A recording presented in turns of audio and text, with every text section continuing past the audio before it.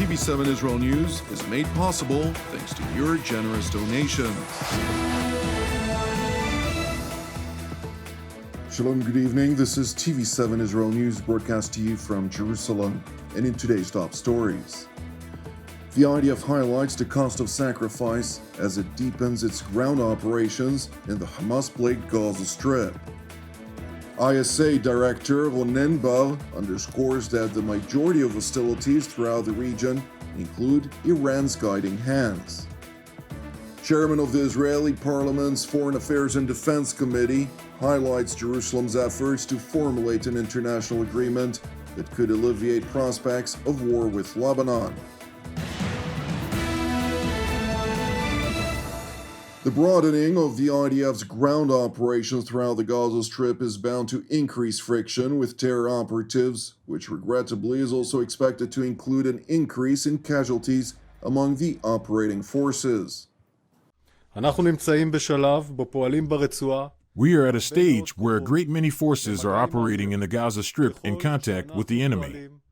The more broadly we operate in the Gaza Strip, the more firefights occur, and unfortunately, there are also more casualties. These firefights result in many Hamas terrorists being killed.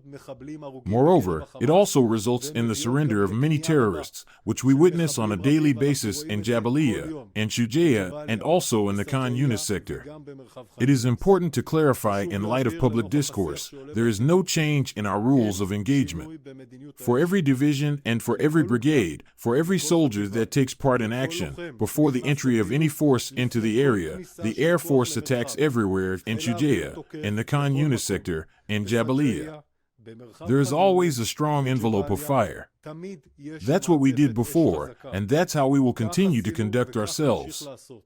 The envelope of fire is activated before any ground force entry into Gaza. Likewise, in the fighting in Shujaiya in the last few days, fighter jets and helicopter gunships attacked many targets including attack tunnels, anti-tank positions, and military buildings which were used by terrorists against our forces. The ground maneuver, combined with the Air Force, allows us to dismantle the terrorist infrastructure in a fundamental manner that we are required for the purpose of fulfilling our mission, which is to facilitate security for residents so that they may return home with the knowledge that there is no terrorism on the other side of the border. This determination in fighting is also the basis that will facilitate the necessary conditions for the return of the hostages. Admiral Hagari further addressed repeated instances in which the Islamist Hamas, alongside its terror affiliates, have utilized designated humanitarian zones to launch rockets and mortar shells toward Israeli territory. Regarding the issue of launches from humanitarian areas, every time there is such an event, which we identify once a day or once every few days, first of all, we showcase it to the world. To show how the Hamas organization exploits some of the humanitarian areas, UNRWA facilities, schools, etc., first and foremost, we display it so that the world will see how this organization operates. 2. We thwart the threats in a smart way. We also know how to evaluate some of these areas. We also know how to attack in a sophisticated way, to hit the threats, and that is what we will continue to do. Israeli Prime Minister Benjamin Netanyahu visited the ISA's headquarters, during the course of which he received a comprehensive situation assessment from the ISA division chiefs on the long list of challenges that face Israel. In Gaza, the combination of technology and boots on the ground is giving us intelligence superiority that will allow us to achieve two missions: to facilitate the conditions for returning the hostages and also to eradicate Hamas. In Judea and Samaria, we are fully active in the refugee camps. We just exited Jenin together with IDF forces. Beyond all this, the hand that is shaking the Middle East and pulling the strings, not just the Houthis, but also in Lebanon, is the Iranian hand. We encounter them in the planning of attacks overseas, and the attempt to set Judea and Samaria on fire, in the cyber field, and they are even trying to get past the counterterrorism wall in Israel. We have many minds to contend with, but we have here the people who are experts in dismantling minds, so you can hear it from them. Netanyahu, for his part, seized the opportunity to thank the ISA for its unrelenting efforts and sacrifice in the war on terror, both by state and non-state actors. I want to express deep appreciation for the sacrifice, for the fallen, and also for the work that you are doing. I see this on a daily basis. I read this on a daily basis. I know that the combination of your work and that of the IDF, and sometimes that of the Mossad as well, gives us the possibility of advancing toward achieving the goals of the war. This war is going to be difficult, but I discern you must certainly see this in the material too, namely the beginning of their disintegration. I see there the beginning of the comprehension that we are determined to continue to the end and eliminate Hamas. I do not think that there is an alternative. I know that you also think this way. We must remain determined. At the same time, we need to keep at it in the other sectors. This is part of Iran's axis, and we will need to deal with Iran and above all prevent it from arming itself with nuclear weapons. But at the moment this is there, and first of all we are here. We need to complete this mission. The crushing victory over Hamas will provide many advantages, as well as considerable deterrent power and persuasive power, also regarding the rest of the world sitting up in the stands. They are all sitting there wanting to see who will win. It's that simple. You could give arguments one way or the other, and we need to do this, but in the end they want to see who will win, us or them. You are a main part of the victory. I believe in it and I believe in you. I want to thank you.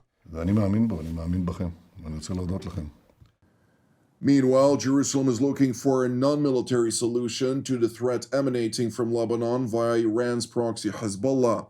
Addressing these efforts, Chairman of the Israeli Parliament's Foreign Affairs and Defense Committee, namely Yuli Edelstein, stressed Jerusalem's efforts to convey its concerns and expectations with its global allies and partners to avoid opening an additional front.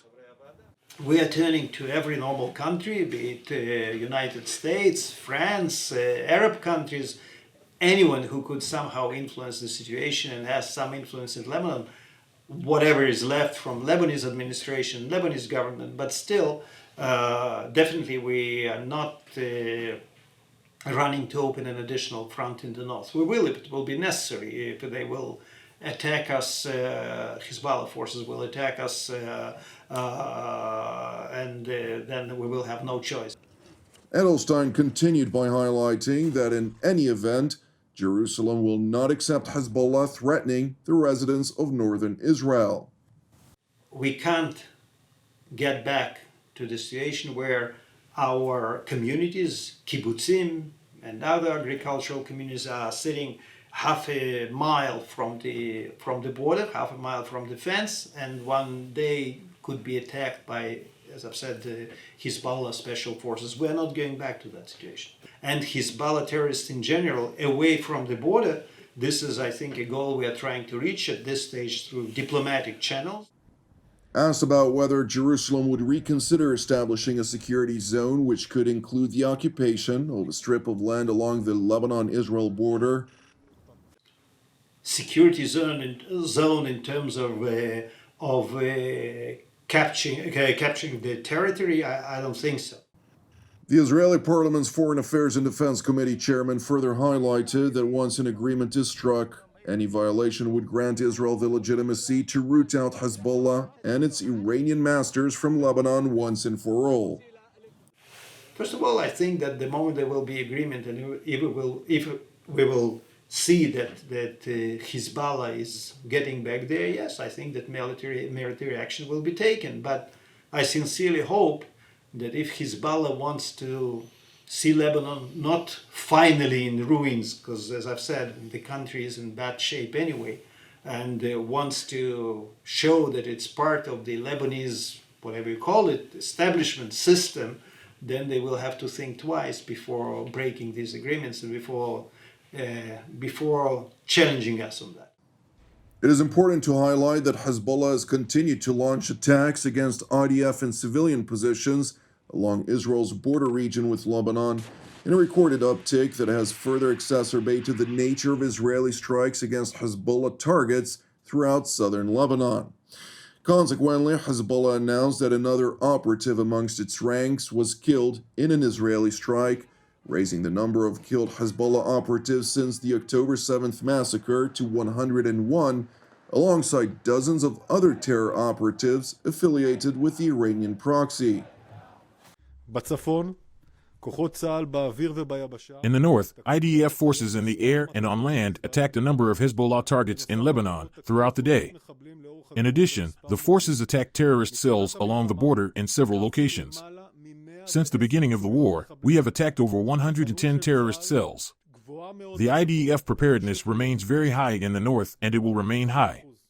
Over 50% of the Air Force's planes, with armaments on their wings, are ready for the north. We said it, we are ready to attack at any time. This is part of our high level of preparedness in the north. And we also have many targets to attack, if required. This is our high readiness. Anything that I would say beyond this has no contribution. The arrival of additional means, of course, contributes more, but our readiness for the north is very high and on immediate alert.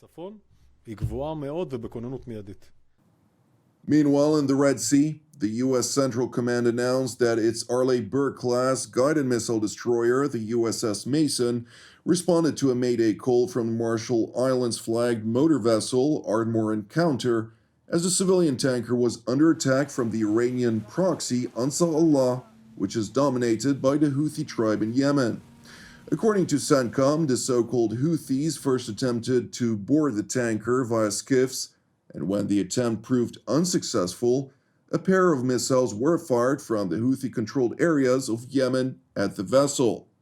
Thankfully, both projectiles missed. Subsequently, in response to the distress call, the USS Mason shot down an unmanned aerial vehicle that was heading directly towards the USS Mason, which shot it down in self-defense. No injuries or damage were thankfully reported to any of the vessels, and the Ardmore Encounter proceeded without further incidents.